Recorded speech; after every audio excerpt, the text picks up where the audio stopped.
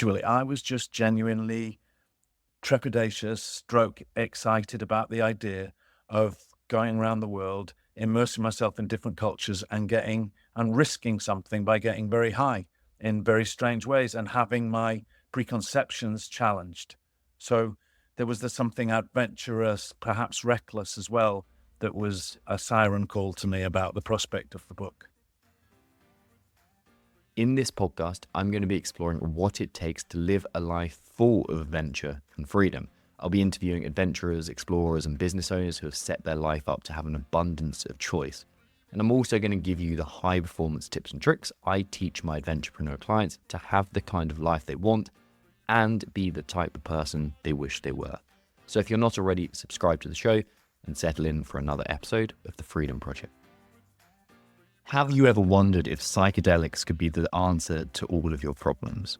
In this episode with Andy Mitchell, neuroscientist and author of 10 Trips, we discuss Andy's deep dive into the world of psychedelics.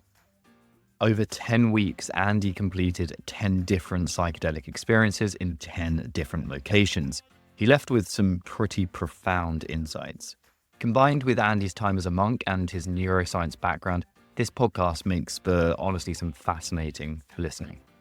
We touch on the real deal on psychedelics. What if psychedelics could unlock new mental pathways? We explore how these substances could reshape not just individual lives, but entire cultural mindsets. We also touch on flirting with danger for growth. Why do people willingly enter experiences that strip away comfort and security? Discover how facing profound uncertainty might be the key to personal breakthroughs. And finally, we touch on ancient wisdom meeting modern science. How do age-old rituals and cutting-edge neuroscience converge in the world of psychedelics? Learn how these powerful tools could open doors to a deeper understanding of mental resilience. So enjoy this show with Andy Mitchell. So Andy, welcome to the show. Absolute pleasure to be speaking with you. Thank you for having me. I spent what was only a few weeks, which was a bit of a shame, basically rushing up to bed. And usually when I see bedtime rolling around, it's with a sense of reluctance of like, oh well, there's stuff that I can't do. Obviously there's a flip side to that, heading to bed. But there was this like urgency that I had to get to bed so I could read your book. I thoroughly enjoyed it. And this isn't just sycophancy. I genuinely really enjoyed the way it was written, the structure, the balanced view on perspectives and on psychedelics, And yeah, really, really interesting. So I think probably the best way to start this is, where did the idea for 10 Trips come from? And how did you get to the place where writing this was what captured you? Okay, so there's sort of different streams came together. I'd worked in clinical neurology and neurosurgery for a number of years, and had a sort of dim, as in vague sense of what was happening with the medical rehabilitation of psychedelics. Alongside working, I'd started to write books for Penguin under a pseudonym. And around about 2020, my publishers at Penguin suggested that I write a book that updated Michael Pollan's 2018 book, How to Change Your Mind, which was responsible for such a sea change in people's interests in America in particular, but had a very orthodox and unquestioning approach to aspects of psychedelic science. And I suppose the publishers thought that, given the kinds of books that I've been writing, that I might have a wonky, more irreverent, perhaps a broader philosophical perspective going into it than Pollan had taken. So, and also just from a publishing point of view, Michael Pollan's book had been extremely successful. The culture of psychedelics had moved on for by a few years and had changed in certain ways, and they wanted to try and capture that. Personally, it was something of an affront to me because I had really abused substances during my 20s and had stopped taking drugs altogether by the time I reached 30, and stopped drinking indeed, and stopped smoking. So when they approached me 20 years later to dive into the psychedelic space, both as a practitioner and as a commentator, I had to sort of overcome my own phobias about my relationship with substances as well. So there was a sort of confluence of different things that came together when I was approached. What was your personal interest in that? Like, what was because obviously there has to be some degree of authentic desire to do something. What was the thing that was niggling at you? Okay, so I think there's layers to what was niggling at me. I mean, I think the most visceral feeling was that there was something about the way psychedelics were being hyped as an antidote to the mental health crisis, which was certainly the case in certain circles. I just, in my guts, knew that was unlikely to be the case in the terms that it was being expressed.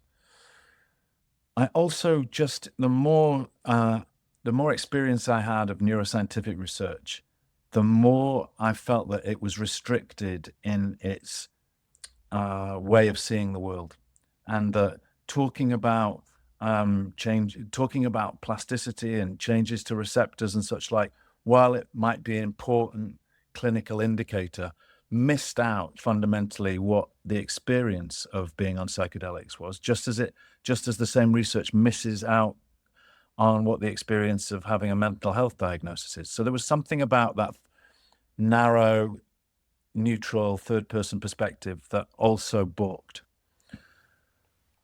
I also started to think that, psychedelics is not just the purview of science, it's the purview of a broad range of different cultures, from indigenous shamanic cultures to, for example, what the 60s and 70s did with psychedelics.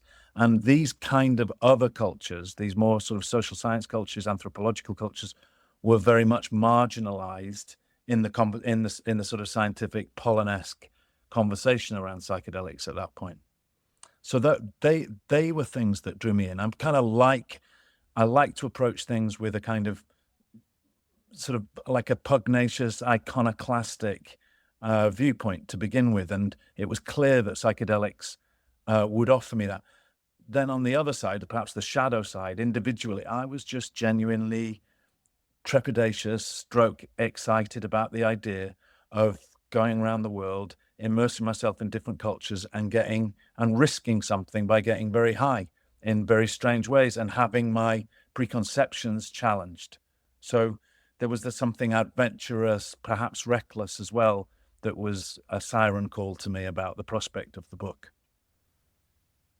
That's fascinating. One of the continuous themes that I find in this podcast, when people have done something that piques my interest or that I'd consider notable or just engaging or meaningful, there's a flirtation with danger. Whether it's the ski mountaineers that I've had on the show, or whether it's the business owners, or whether it's authors, there's a flirtation with danger. And it seems like there's definitely that with you.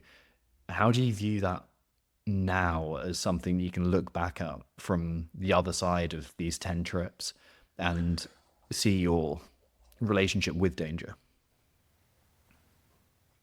Okay, so I think there's sort of different ways of thinking about one's relationship with danger, and I've definitely always had a sort of whenever it comes to markers of sensation seeking, I always score highly. But there's something about the economy and the contract of taking psychedelics in different cultures, whereby you are risking sanity and integrity for as long as the duration of the trip. There is you kind of have to, and in order for, if there are to be therapeutic gains with psychedelics, if there are to be insights that are meaningful, it involves putting yourself at a degree of criticality where the normal foundations or footholds and fingerholds of what feels like stability are deliberately hopefully with a modicum of safety around it, but deliberately dismantled, and you lose conviction in your normal compass for things. So that seems to be, having spoken to many different people, that seems to be an express function of the psychedelics, is to take you to a place of peak insecurity, with the promise that it will not be lasting, which is usually the case for people, and with the promise and with the hope rather that there's something in that exposure of limits that you can bring back and bring back from that realm and make useful and incorporate in your daily life. And I think that whilst there are a few perhaps specific insights that I accrued over the time that I was experiencing psychedelics for this book, I think in general, what I've taken home more than anything else is an implicit sense that there are no external circumstances, which including death, which is often and regularly visited in psychedelic space, that I cannot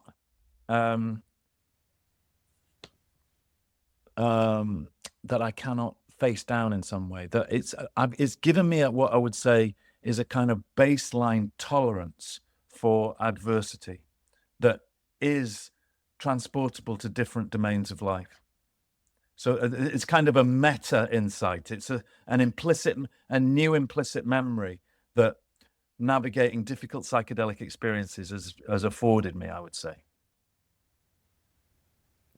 That relationship with challenge of doing difficult things, and to come up against times where you truly feel insufficient to handle whatever you're given, seems to be a recurring theme as well in those that achieve some sort of actualization or some sort of meaningful personal change. It seems to be maybe more than a sense of agency, but a sense of one of the kind of the things that I've done in my life is I became a Royal Marines Commando, and it's got this, one of the core ethos is to have cheerfulness in the face of adversity.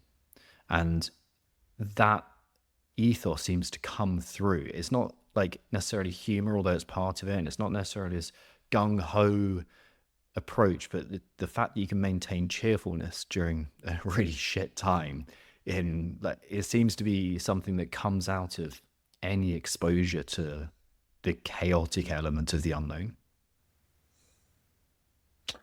Well, it's I think, I mean, I can imagine that in terms of the British Army, cheerfulness is a kind of badge of honor.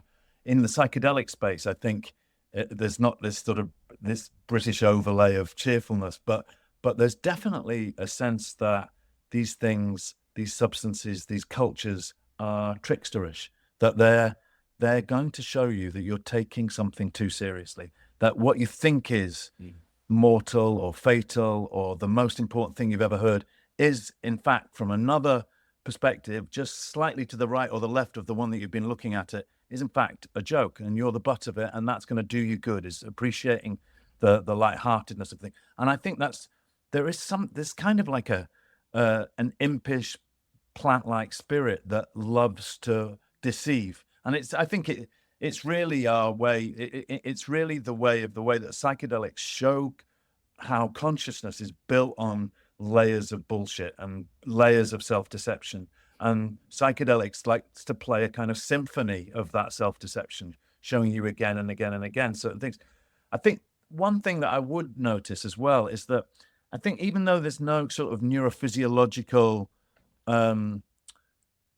sense that these substances are inherently addictive, I think people and certain types of people get behaviorally dependent on re-entering psychedelic space over and over again, relying on it to give them the kind of intensity of experience that they're lacking outside of it. So, and I felt that I was edging towards that when I was writing the book, because just by the sheer volume of trips that I did in such a short space of time, there seemed to be a kind of reduction in their marginal utility over time.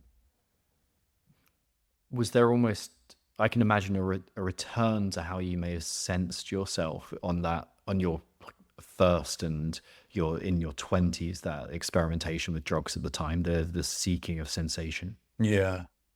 It's funny you should say that, because I tried to make the one way that I persuaded myself that this was a good idea to write this book is that I would reframe these experiences, these drug experiences, as therapeutic or spiritual in their disposition, as opposed to what I was doing in my 20s, which was kind of headless and recreational and frankly reckless, and got me into sort of considerable amount of trouble. So I put this mental dividing wall between the two sets of experiences to allow me to sort of proceed with the book.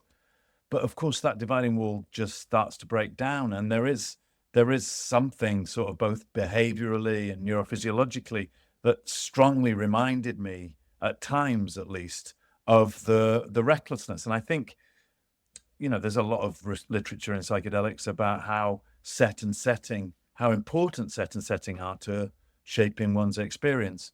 But there's only so much you can do by intending to have a spiritual experience or intending to have a therapeutic experience.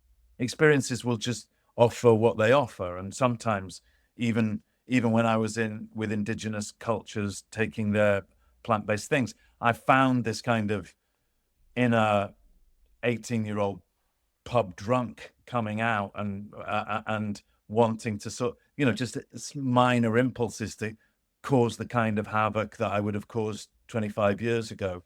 In other words, I couldn't restrain my psyche from doing what it wanted to do at times. Did you? I want to come back to that, but I can't leave this as well. Did you ever, in your initial forays into drug taking and alcohol, did you ever glimpse a spiritual insight at that point? Was there ever, with that use, a hint or a felt experience of something beyond the superficial, like kind of itch scratching? I mean, I certainly would say, just to be specific about this, I would say that there was no experiences with cocaine or alcohol, or the few times that I took acid as a teenager and mushrooms as a teenager. There's nothing about any of those experiences that felt transcendental. What I would say, though, was that there were times taking ecstasy in that kind of rave culture of the late 80s and the early noughties, where I would feel, as people did, this profound sense of solidarity and kinsmanship and limitless affection and compassion for the people I was with, which I think is easy to, the strength of that pro-social feeling to me has a spiritual dimension for sure. When I think about, I've since spent a lot of time with Tibetan Buddhist monks, and they practice cultivating those kinds of feelings in certain types of meditation. And I think MDMA now is being used therapeutically to elicit those kinds of feelings to help resolve, typically something like PTSD or some such. So I think there were, in the experiences of MDMA and ecstasy 30 years ago, there were precursors of much larger spiritual feelings that I had. And it turned out, at the time, when I was 18, I was, a militant atheist, and that developed over the course of my education. But by the age of 32 and 33, I kind of made quite a significant turn, irrespective of drugs. In fact, predicated on giving up drugs and alcohol, I'd made a turn into sort of seeking out spiritual and different existential, meaningful ways of living. So my set and setting by the time I approached psychedelics was much more spiritually inclined than when I was a recreational drug taker in my teens and 20s. Yeah, that's fascinating. What you're describing there, I am now, how old am I? Just about to turn 33. And I've been through that similar change of wanting to find such structure and predictability, I think probably to cope with not feeling in control, but to kind of find rationality as a balm for that lack of control and that lack Mm, of predictability, yes. and then to move into through a few experiences. And one of those was a psychedelic trip with mushrooms that was entirely recreational, that just gave me a different perspective on life, but Mm, also just seeing the limitation of that worldview of yes. thinking, well, I'm trying to disregard all my emotions and see completely clearly and in a sterile fashion reality, whereas the beauty and another layer of reality and another dimension to it that creates the three-dimensional perspective we have seems to be the emotional salience of moment to moment experience. And Mm, it's very interesting to hear someone else talk about that journey to me, because I haven't heard it as frequently as I thought I would. mm. I think that's right, and I think that that sort of points towards the contradiction of having a certain narrow type of science, which is grounded and in rational, different kinds of rational framework, having that try to unpack a psychedelic experience or any subjective experience, you start to feel, rather than feel the power of something being unpacked, something mysterious being unpacked, you start to feel instead the limits of rational grids to unpack those kind of frameworks in the first place. You know that you only ever come up with something that feels quite two-dimensional and arid as an explanatory account for a psychedelic experience. Yeah.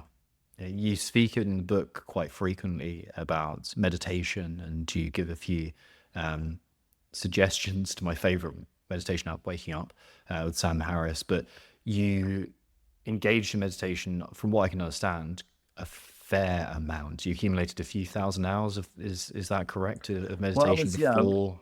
uh, Can yeah, I was a monk for 3 years, and then over the last 15 years, I've just made many different retreats. like that's a fair amount of meditation then. What took you to being a monk? Well, really, it was it was driven really by just a,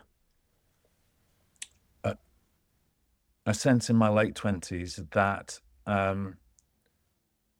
perhaps predicated somewhat on like emotionally reaching the end of the line, but just wanting to reinvent. Well, how would I put it? I would say that the script that I'd written for myself as a 14-year-old of um, uh, being a high achiever academically, and then going on to such and such a career had run out, and it had not worked for me, and so I needed to.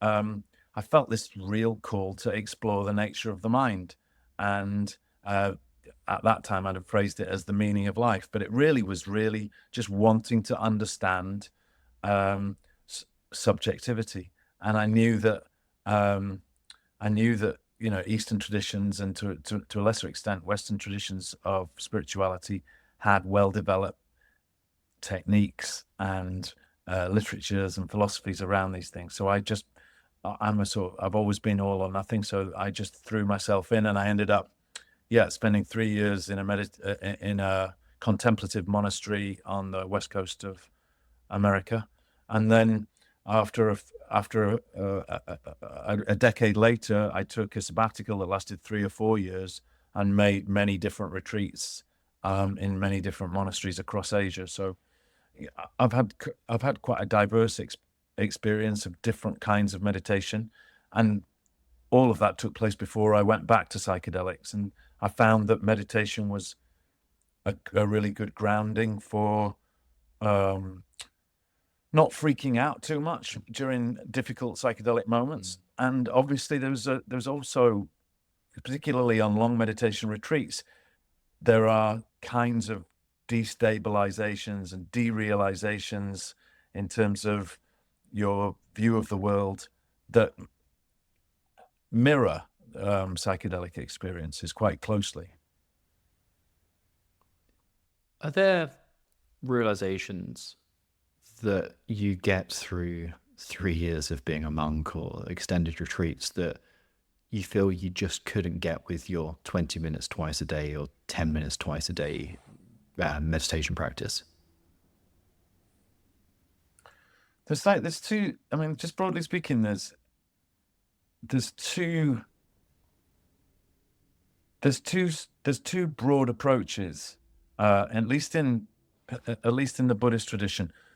One is a sort of incremental effort-based approach whereby you follow a path over a long time and you gradually achieve more and more insights into the three fundamentals, and which are that life is inherently unsatisfactory or has got suffering attached to it, that everything that comes into being also changes, and that the self is a fabrication of sorts. So on this the Vipassana schools developed by progressive insights, usually on very long retreats, into those three phenomena. So I did that for a number of years, and I certainly had more or less enduring experiences of a deepening sense of those three principles. But for the last 5 to 10 years, I've been following a different Buddhist tradition, which says that there is no need to be effortful. What's most important is that you have a clear view of the nature of reality from the beginning, and then as long as your view is clear, i.e., that, for example, in Dzogchen, that everything is empty with regards to inherent existence, including the self, including all objects. As soon as that view is established, then meditation is instantly dropping into a clear sense of that view. And meditation shouldn't be effortful. It can be very brief. It can be less than 20 minutes. It can be 2 seconds. What's more important is how you thread those experiences through your day, and join up the insights so that you stabilize a sense of impermanence, emptiness, interdependence, those tenets. How does that state, particularly the kind of approach you're talking about in the Dzogchen approach, how does that interface with a psychedelic experience? Well, I don't know, because I've never met any people that are Dzogchen Rinpoches, Dzogchen teachers that are psychedelic. But I would imagine that for example, it's common in psychedelic, like in ayahuasca circles, for example, it's common for people to get very attached to a particular vision that they've had on ayahuasca, or very attached to something that Mama Ayahuasca, some entity, has told them about what they should do in their life, for example, or who they should be with, what they should do with their money. People get those kinds of downloads. Now, from a Dzogchen perspective, that's illusory, because people are attaching to a phenomenon and giving it inherent existence, when in fact all the things, however powerful or dramatic or emotional an experience is within the psychedelic space, is just another experience. At the level of ultimate reality, it's empty of any inherent truth. The only thing that's true is that all phenomenon are rolling on and changing and do not have any inherent truth to them, as it were, from that perspective. So in that sense, they're kind of at loggerheads with each other. I think if someone that was really practicing Dzogchen took some powerful psychedelic thing, I would imagine that they would be very good at unhooking themselves from the drama of the psychedelic journey, moment by moment. Yeah, it's interesting that you phrased it as drama, because it could just be a more engaging story than the one that we're offered now. But It could just be so from a a whole new play. Dzogchen perspective, we're all hopelessly immersed in a film of our own lives, which is really just composed of moment by moments that we run together and create into a drama and create a story, including the story of the self.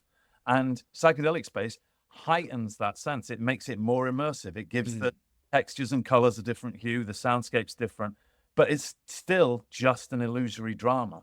You can, for example, if someone says they have a bad trip, what they're doing is they're taking, say, 5 billion bits of sensorial information in the cortex and running it into a single phrase like that was a bad trip. But any single one of those bits of information could be neither good nor bad in and of themselves. They're just units of experience that then have some emotional or conceptual overlay, and we run them into the story of the trip. And the story of our life too. And then the story of our life is the same thing. Yeah. Yeah. Amazing. When you started, I really want to get into the book itself and some pieces from that first portion of this. It's just my personal interest as well. I had to get those in. So talking about starting the process to go down this book, what was your initial kind of planning process? What was your thought process of creating this and writing about it and going through these experiences? Well, I was slightly hamstrung when by the pandemic had closed down travel for a while. So I just read around the science and some sort of wacky phenomenological philosophy that I thought had a psychedelic flavor to it. And indeed, certain philosophers that I was interested in, early 20th century philosophers, were quite interested in psychedelics and used them to shape their view of the world.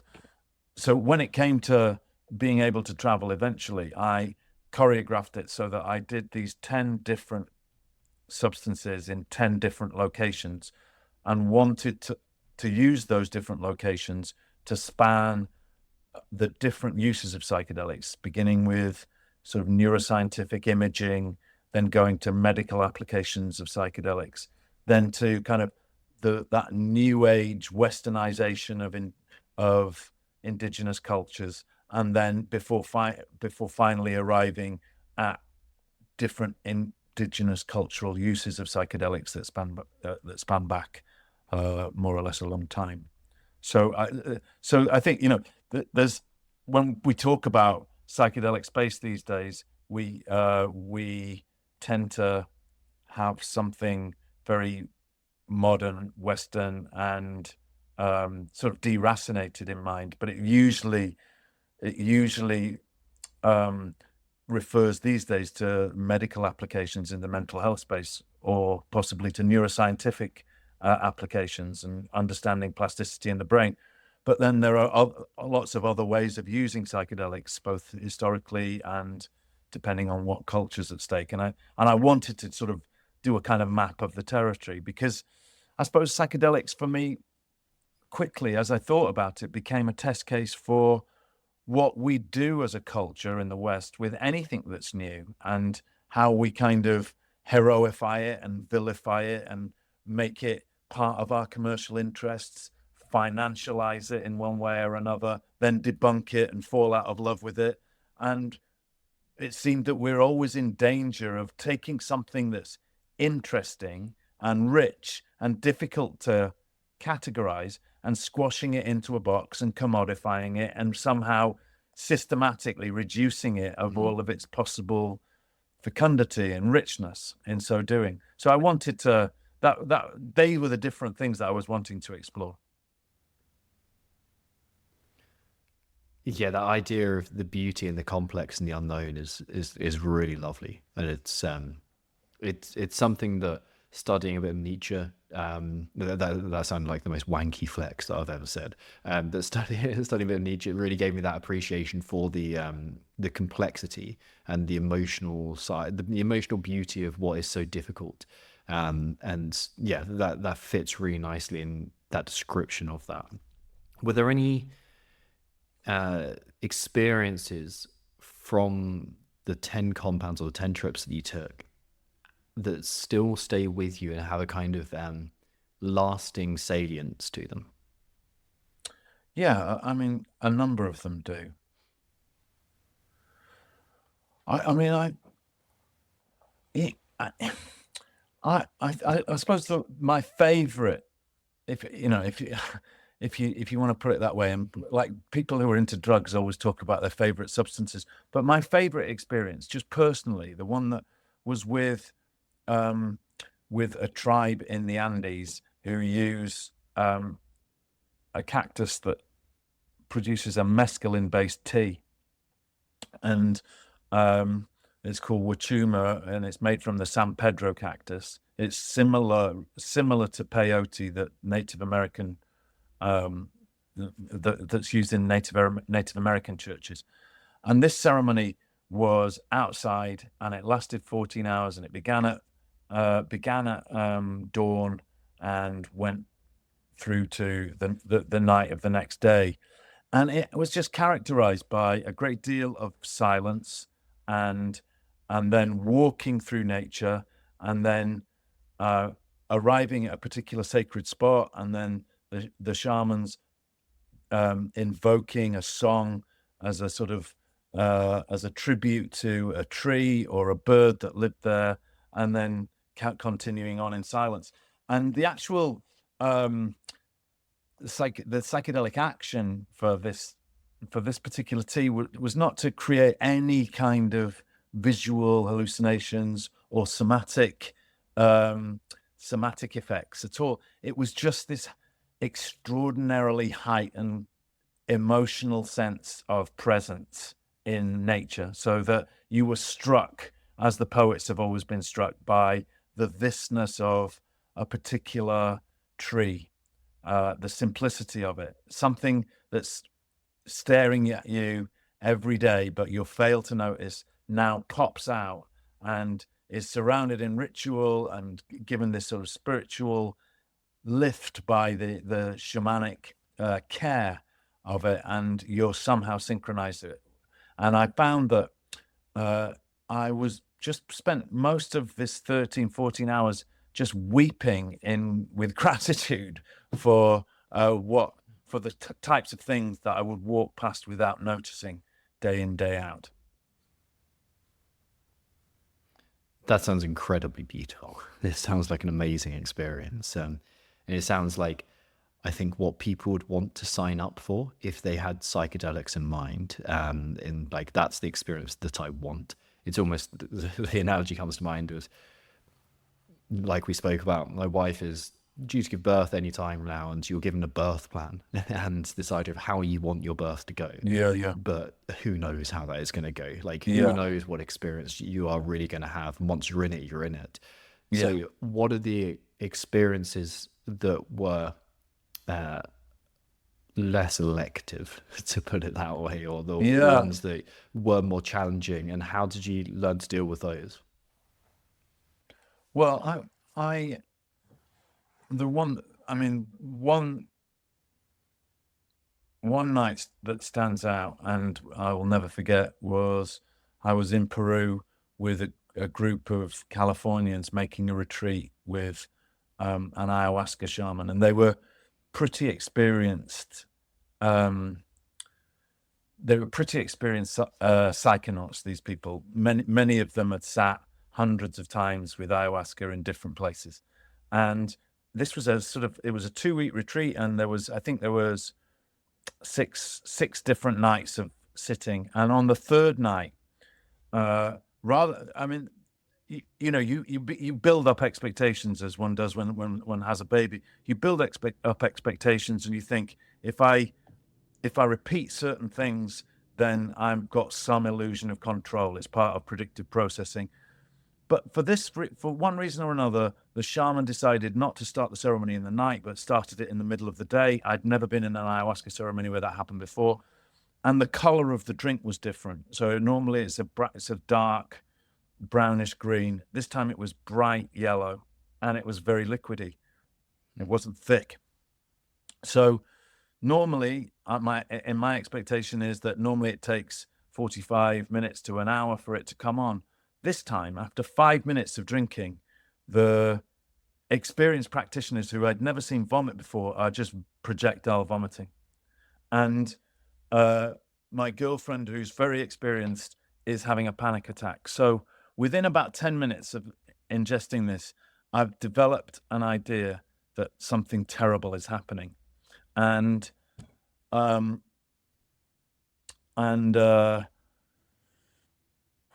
see a guy just crawling out of the ayahuasca temple and heaving, and the shaman is over him, and he falls silent, and then the ayahuasca or the shaman runs away.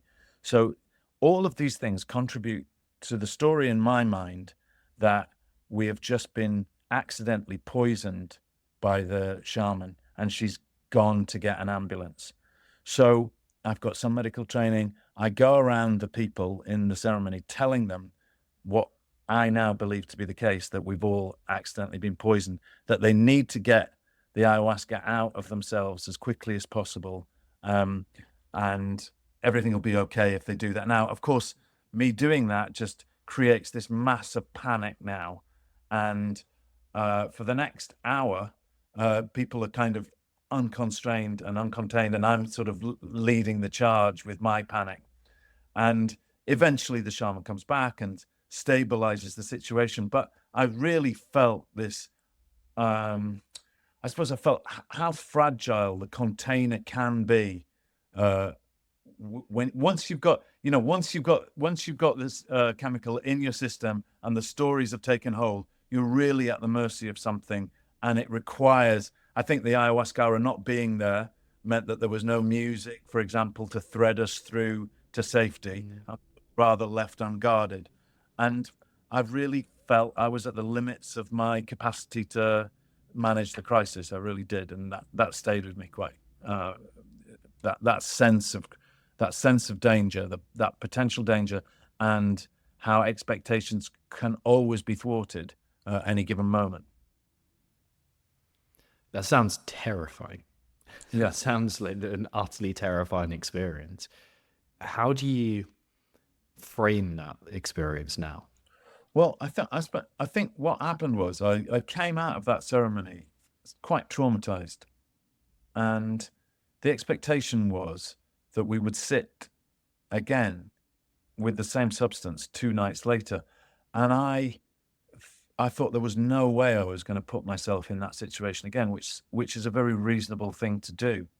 But the shaman said that if I was to revisit that situation 2 nights hence, I might perceive the same crisis from a different vantage point. So it would be a way of actually revisiting something that was mildly traumatic and reframing it. And sure enough, I was persuaded eventually to go back into the ceremony.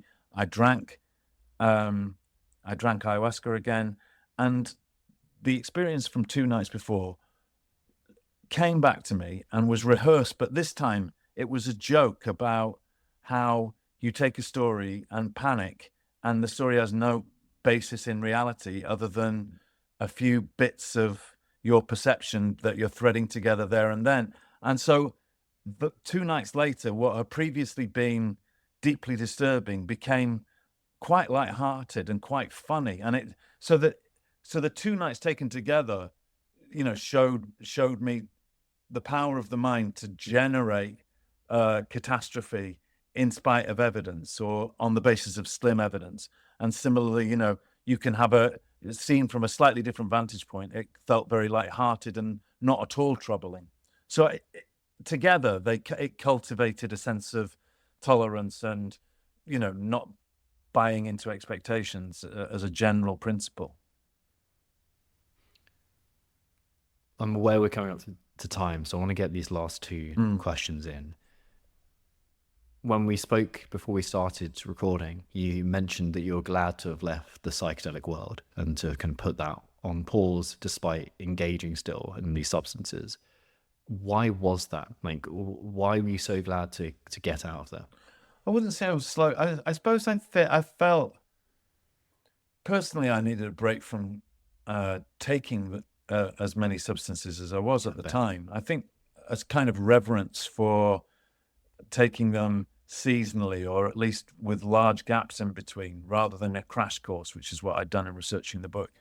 I think I do it rarely and occasionally and deliberately now, and often as a way of kind of taking stock of where I am at a particular moment in my life. And it often is useful and furtive, especially I found when I have a guide to help shape the experience. If I do it on my own, sometimes it's nice to go with a small dose of mushrooms into the forest, but I generally prefer to do it under a guide.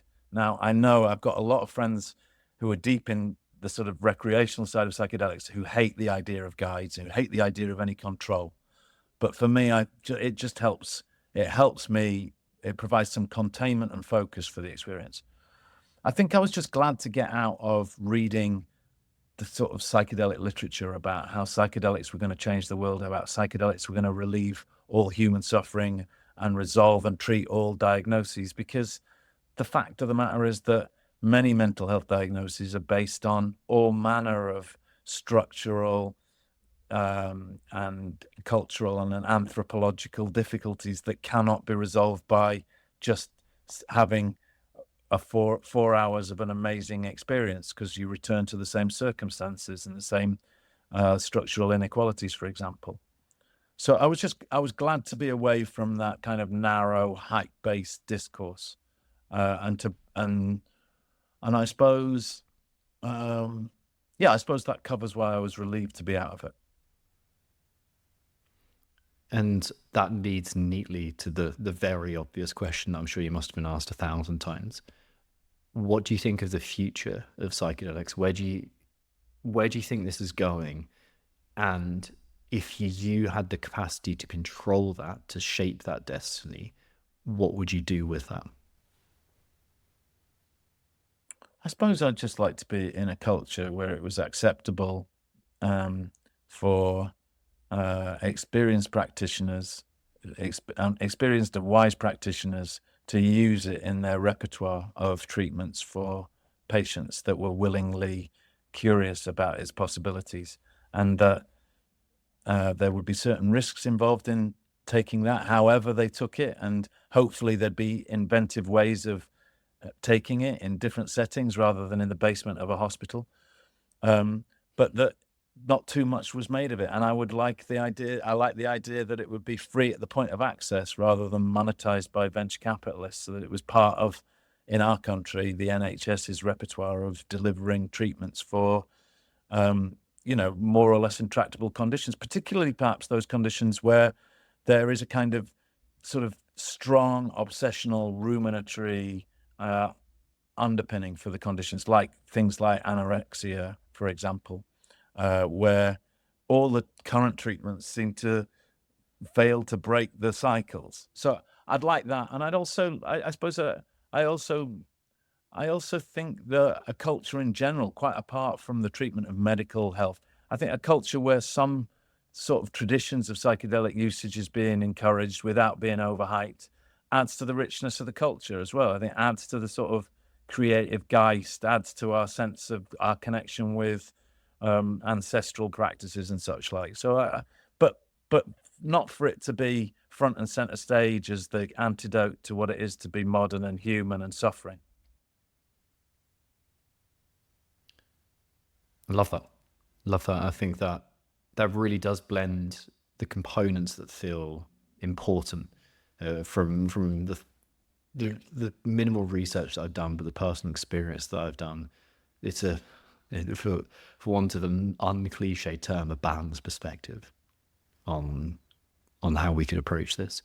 So thank you so much for your time today, Andy. Cool. Where can people find the book, and where can people find out more about you? Oh, I think Andy Despite Mitchell being a very difficult man to track down and get I think hold of, I think I do.